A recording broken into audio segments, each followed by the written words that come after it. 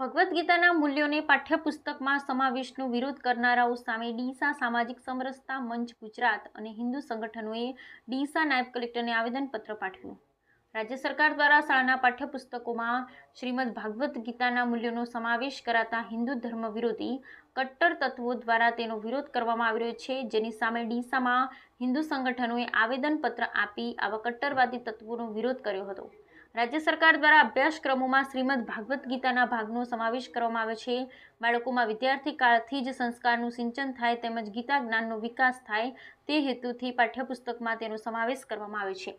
પરંતુ હિન્દુ વિરોધી કટ્ટરવાદી તત્વો દ્વારા તેનો વિરોધ કરી ઠેર ઠેર આવેદનપત્ર આપવામાં આવ્યા, જે બાબતે સરકારના આ પગલાંને સમર્થન આપવા અને ગીતાના મૂલ્યોને પાઠ્યપુસ્તકમાં ચાલુ રાખવા હિન્દુ સંગઠનો પણ મેદાનમાં આવ્યા છે. જેમાં આજરોજ ડીસા ખાતે સામાજિક સમરસતા મંચ ગુજરાત અને હિન્દુ યુવા સંગઠન ભારત, હિન્દુ યુવા સંગઠન, વિશ્વ હિન્દુ પરિષદ સહિત હિન્દુ સંગઠનો દ્વારા ડીસા નાયબ કલેક્ટર કચેરી ખાતે આવેદનપત્ર આપવામાં આવ્યું હતું. સાથે જૂના ડીસા રાધેકૃષ્ણ ગૌશાળાના મહંત ભરતપુરી મહારાજે જણાવ્યું હતું કે ભગવદ્ ગીતાના મૂલ્યો કોઈ ધર્મ, જાતિ, પંથ કે સંપ્રદાયનો ઉલ્લેખ કરીને કહેવામાં આવ્યા નથી, જેમાં જ્ઞાન, ભક્તિ અને કર્મયોગના સિદ્ધાંતો સમજાવવામાં આવે છે, જે શાંતિ, સલામતી, કર્તવ્યનિષ્ઠતા સૂચવે છે અને સૌના જીવનના વિકાસ માટે મહત્વના છે. જેથી કેટલાક કટ્ટરવાદી તત્વો તૃષ્ટિકરણના રાજકારણના કારણે તેનો વિરોધ કરી રહ્યા છે, પરંતુ અમે સરકારને અભિનંદન પાઠવીએ છીએ અને પાઠ્યપુસ્તકોમાં ગીતાનો સમાવેશ કરેલા ભાગો જળવાઈ રહે તેવી વિનંતી કરવામાં આવી હતી.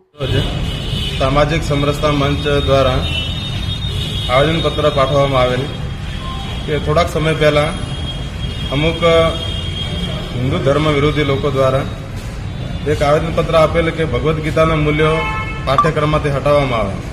ખરેખર ભગવદ્ ગીતા એ એક હિન્દુ ધર્મનો ગ્રંથ નહીં, પરંતુ સમગ્ર માનવ જાતને ઉત્કૃષ્ટ મૂલ્યોનું, સંસ્કારોનું સિંચન કરેલું ગ્રંથ છે અને એમાં દરેક માનવ જાતને કર્મના આધારે, કર્મના સિદ્ધાંતના આધારે એના મૂલ્યો રજૂ કરેલા છે. એ પુસ્તક ખરેખર નાના બાળકોને અથવા માનવ જાતને જો કદાચ પાઠ્યક્રમમાં ભણાવવામાં આવે તો એ ખૂબ જ સંસ્કાર સિંચનનું કામ કરશે. રાજ્ય સરકારે પાઠ્યક્રમમાં જે મૂકવું એ ખૂબ અભિનંદન પાત્ર છે, પણ અમુક લોકોને આ વસ્તુ પચતી નથી, જે રાજકીય લોકો હોય કે ધર્મના વિરોધી લોકો હોય. તો રાજ્ય સરકારને અમે નિવેદન કરીએ છીએ કે આ પુસ્તકની અંદર મૂલ્યો સારા ઉમેર કરી અને ભગવદ્ ગીતાના મૂલ્યો ભણાવવામાં આવે અને જે વિરોધ કરે છે એ વિરોધને અમે સખત શબ્દોમાં વખોડીએ છીએ.